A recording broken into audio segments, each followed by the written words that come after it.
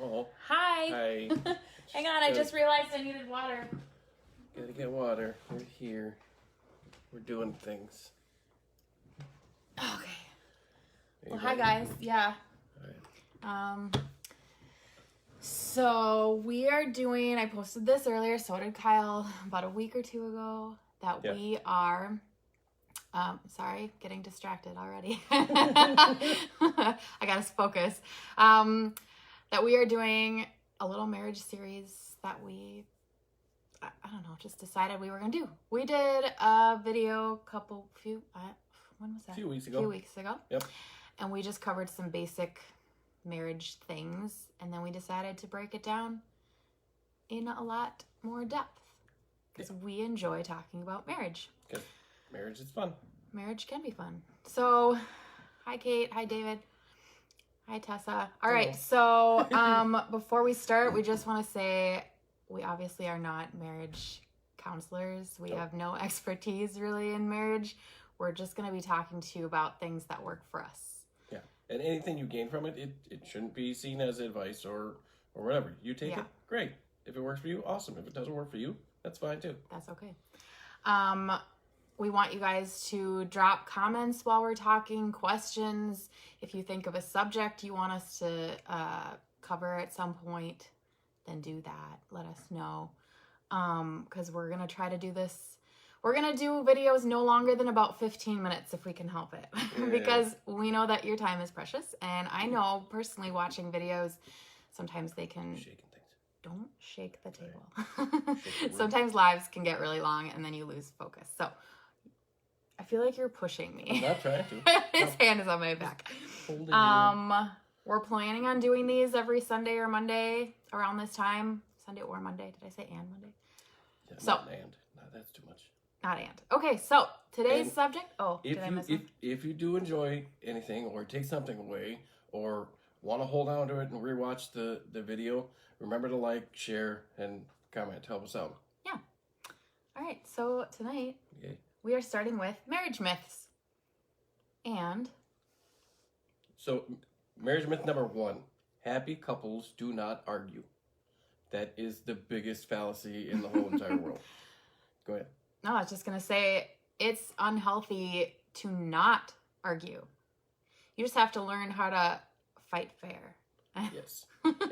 And understand that an argument isn't just a knockdown, drag out. We both must have our victory. It can be as simple as a small discussion. Just a little back and forth where, hey, I don't understand what's going on. People don't think of it this way, but arguments or discussions, they are a form of intimacy within the marriage. So there's all sorts of ways to communicate in a marriage, and arguing is one of them.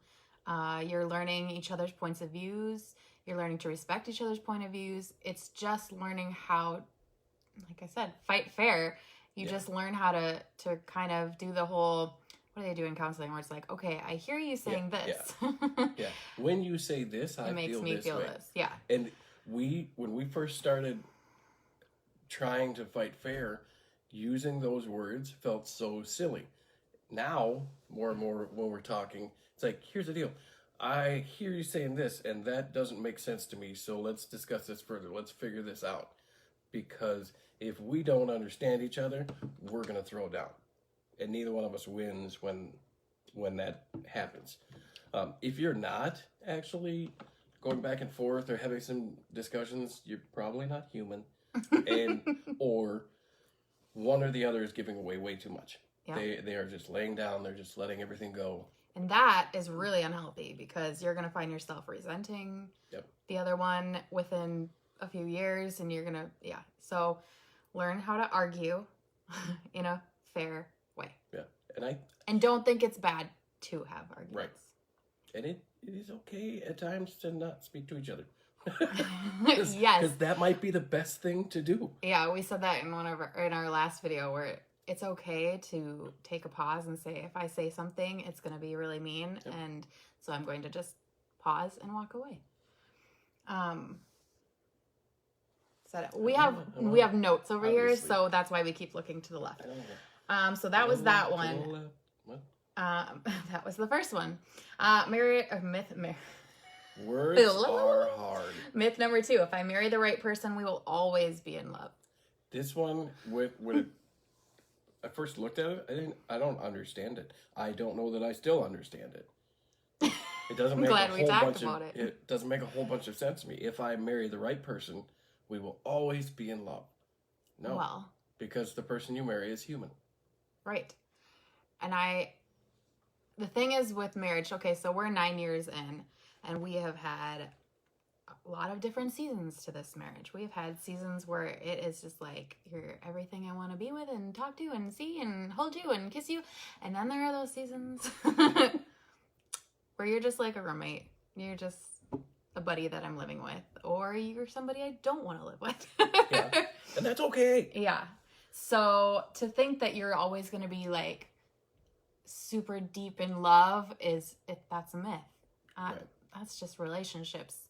I think one of the things that you want to look at too is, okay, so you can be in that roommate stage where it happens, but don't become complacent. Don't give up because you're in that stage for a short period of time.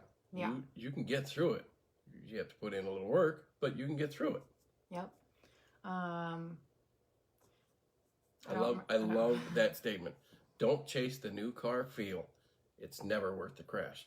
And from that, then if you get complacent, okay, let's say you're going through that stage. Now you're looking for what is the next greatest? What's the next best thing? What is my partner not doing for me? And where can I find that?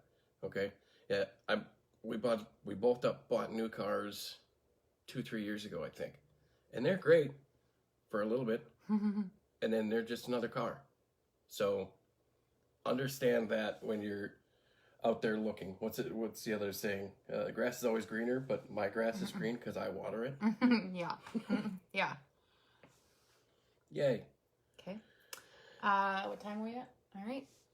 I told you we're only going to get to like 5. I wrote down 10 to start. Well, actually, we have way more than 10, but we were trying to get through 10. He said we're probably going to get through half, and he's probably right.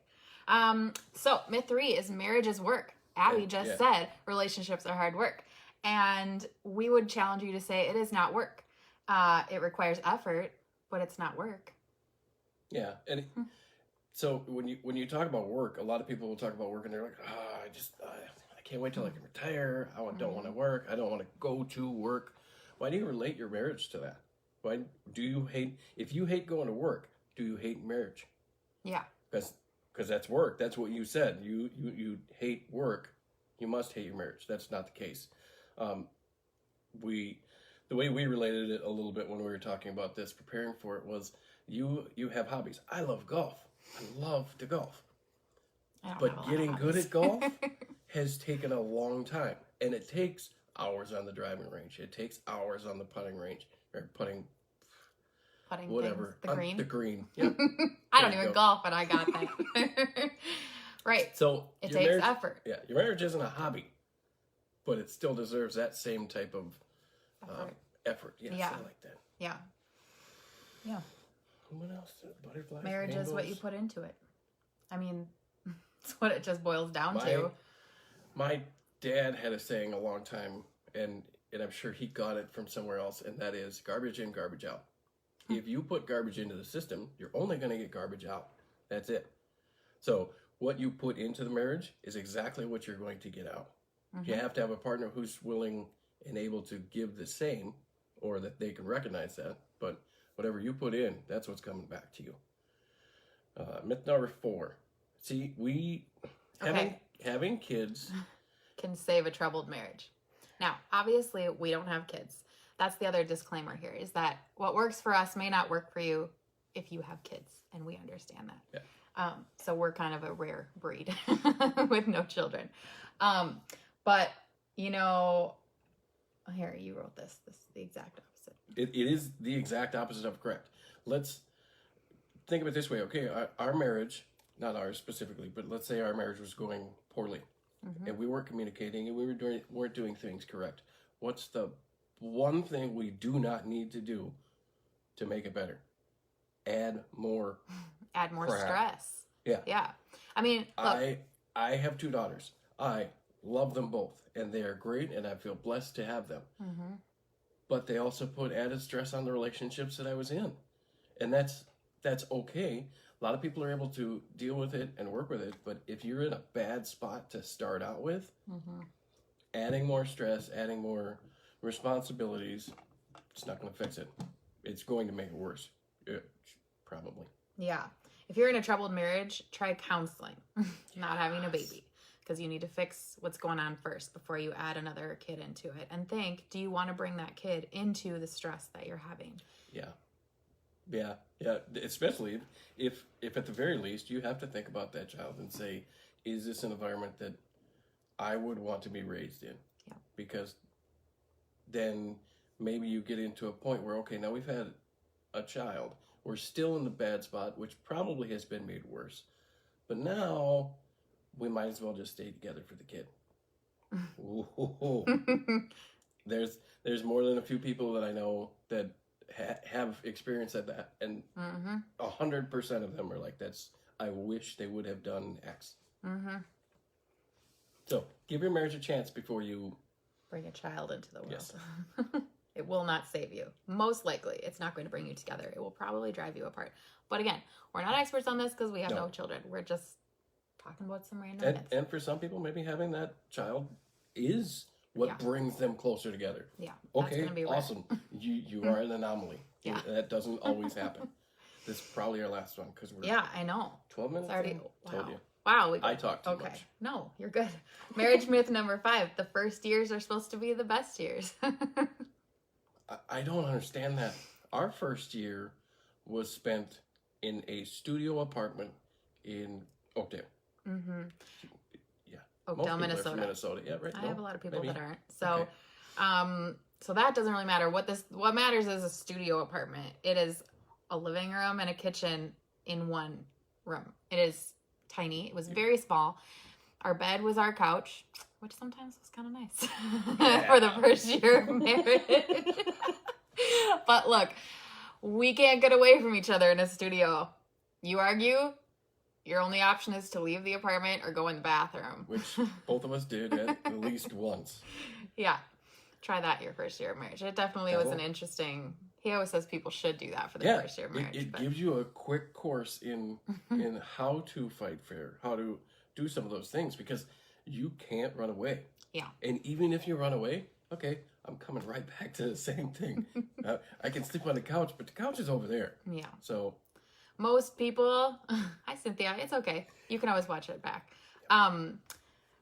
Most people are going to agree that the first year is the worst year. Unless you already had been in a really long relationship and you were already living together, then it probably isn't your worst year because you've been living together. Although marriage, for some reason, changes things. I've known couples that lived together, were together for 10, 12 years, got married, and that first year killed them.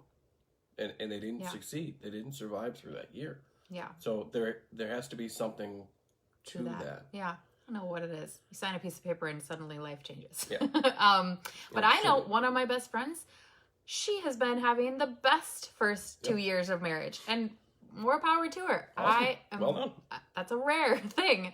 But lost my train of thought now. I get one notification and I'm like, but I would say, see, Abby, first year of living together for us was tough. Yeah. I would say we're in nine years now, and I think this has been our best year. We've had a lot of different seasons in every year, good and bad, but I don't know what it is this year. We're just both in a different place emotionally, spiritually. We're just kind of, I don't know, we've grown a lot. Open, I think. And that's taken a long time to learn, is that openness, is being able to know which buttons to push when and which buttons not to push. Yes. He has been push poking at me all day. A lot. Well, you did that one in a different spot. But it's still the same thing. Garbage in, garbage out. Yeah. Well, we're at 15 minutes, and that's where we wanted to stop. So we got halfway through the first 10. So we'll do the next 5 next Sunday. And I think we had a total of 20. I think it was almost 30. Yeah. So this is going to take us a while just to get through the marriage myths. And then we've got tons of other subjects we're going to cover. If you guys, Kim, you're welcome, and thank you for watching. If you guys have marriage myths that you know, comment with them, share them with us. That might be something that we're going to touch on, but it also might be something that we can use as an example. Yeah. I don't think I have anything else. No, we're going to let you go so that you can enjoy the rest of your evening. I'm not going to cut you. Okay. Wow. No, After this, I'm going to give him a beating. That's how we keep this marriage going. Okay, guys, it was good to talk to you. And like we said, comment, share, let us know what kind of feedback you have. And we will talk to you soon. Bye.